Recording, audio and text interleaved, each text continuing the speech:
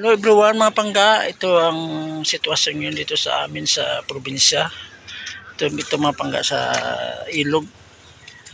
Laki, ang taas ng tubig sa no? Tumaas oh. Yung kuryente dyan, di naman ano? Saan? Yung kuryente? Oo, putulin mo, delikado yan. Kasi warning na ngayon ng Marikina eh. Ah, lumutang na niyog. Pasok na yan dyan sa bahay niya. Oo pasok mo yun doon sa loob. Lalim na eh. Kunin mo nga daw yung kuryente, ay, yung ano, galon daw. Yung galon laki oh, yung container, puti. Galon daw yun. Ingat ka, baka may kuryente. Putulin mo kaya muna saan, para sure ball. Hirap lumusong dyan. Yung matanda, yung kulit. Ha? Diyan si tatay? Ay! Naku, delikado yung kuryente san. Hindi naman abot eh. Baka mamaya may nakalapag doon saksakan siya na ano. Delikado yun. Ayun yung galon, no? Ayun pala galon na puti oh. Kunin mo daw yung galon na yun, dalawa. Ano nagawa tatay dyan? Alam mo ko ba? Naiwan ko doon sa makulit niya eh. Wala. Hirap yung yung kuryente ba? Kasi may saksakan pa naman siya doon na medyo nakalapag doon sa baba. Sigaan niya. Sa upuan. 20 volts yan.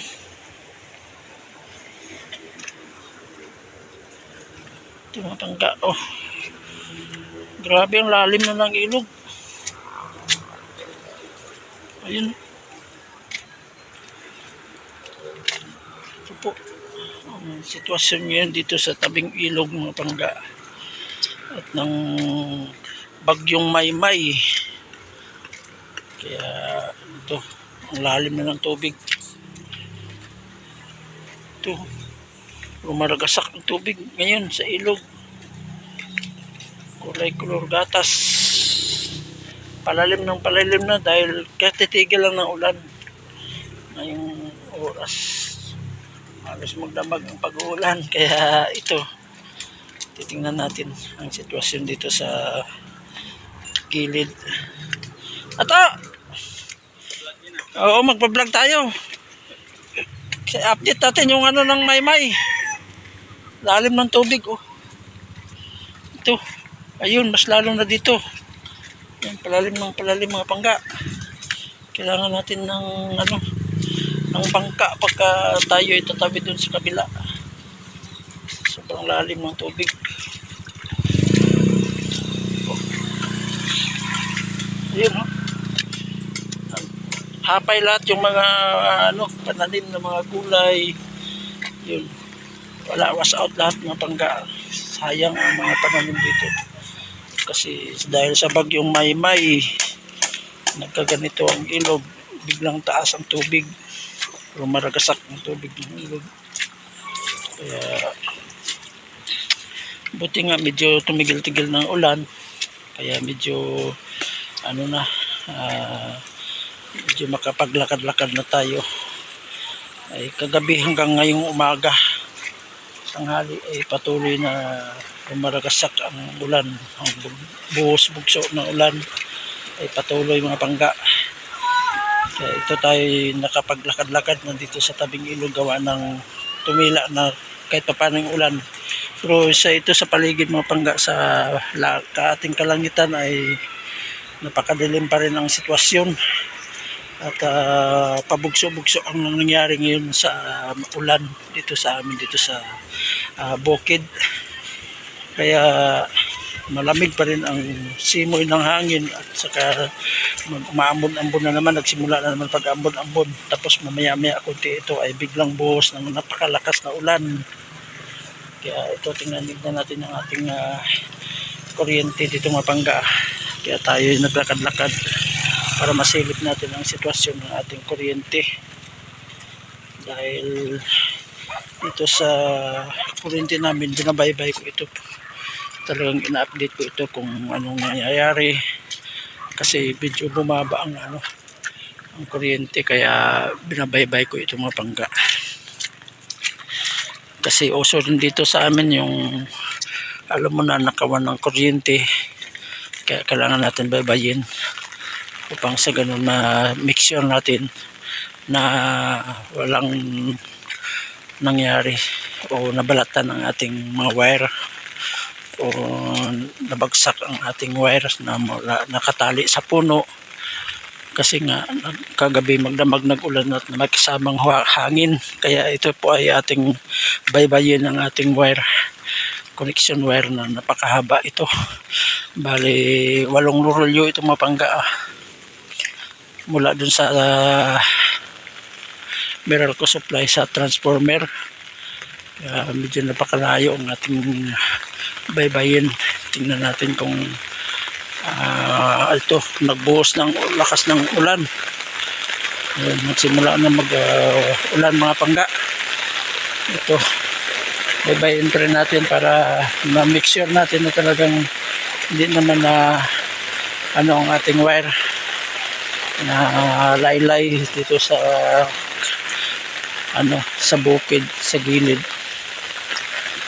Kasi kung hindi natin ma-inspection, mahirap na, maganda yung maagapan natin ang wire natin dahil napakababa ang area to.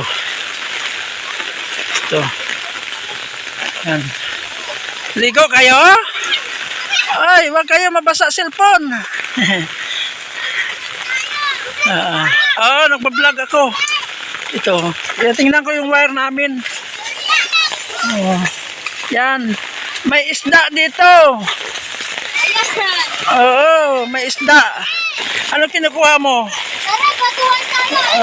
May isda dito ngayon. Ayun, mga pangga, lumakas na ang ulan. Yun, sobrang lakas na ang buhos ng ulan. Kaya nga po ay ating tingnan ng ating wire connection kung wala naman nagbago. Dito po mga pangga ay thank you Lord at okay naman ang ating wire ngayon. Hindi naman bago. Ayan po mga pangga. Let's balik muna tayo sa bahay upang tayo mukmok muna sa bahay kasi napakalakas na naman ng ulan. Kaya ito dahil sa bagyong Maymay, kaya biglang buhos ang ulan. Ayan. Lakad-lakad na lang tayo pabalik pauwi mga pangga dahil lumakas na naman ang ulan, kaya kailangan natin umuwi na ng bahay. Ito mga pangga, lumakas ang ulan, buti nakapayong tayo. Ito, lalim na ng tubig dito sa ilog mga pangga. Buti dito sa kalsada hindi naman nabaha. At mataas ang lugar dito sa kalsada, kaya hindi natin na makaranas ng pagbaha dito. Ito nagbabay lang natin ng ating wire at okay naman at nasa mabuti namang sitwasyon. Hindi naman na ng hangin. Ayan, tuloy lang tayo maglakad. Tuloy-tuloy pa rin ang buhos ng ulan mga pangga. Kaya ito po, ito ang kalagayan sa amin ito sa bukid, sa Buhay probinsya mga pangga. Tuloy-tuloy lang tayo sa paglakad. Ito ang naisip ko mga pangga, yung puno na ito. Dito nakakabit ang wire namin. Dito nakatali. Kapag once na tumba itong puno na to ay kasama ang aming wire. Sana wag naman po mangyaring ganun. Kasi ang mahal ng wire na namin nabili. Ang isang rolyong wire po mga pangga ay napakamahal. Ito nakaibang laylay ng wire ni Kuya Nunoy. Ito sa aming mga katamba sa kawayan.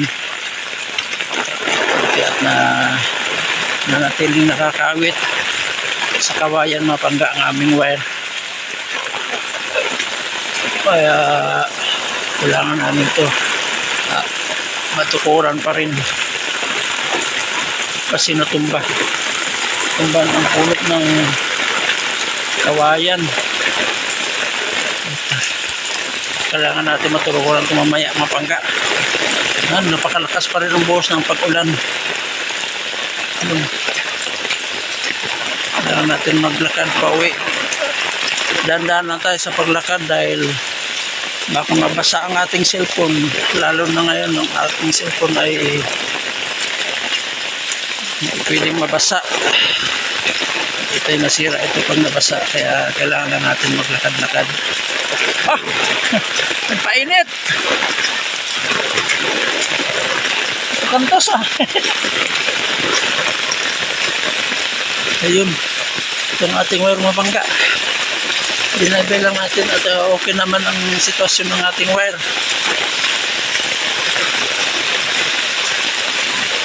At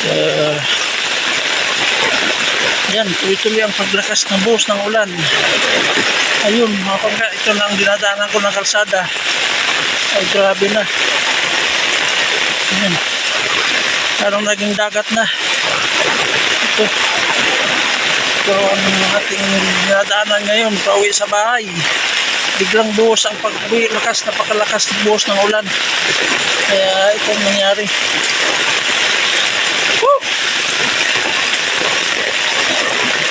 Ito, sige lang tayo, tuloy-tuloy lang ang ating paglalakad. Napakalakas na buhos ng ulan.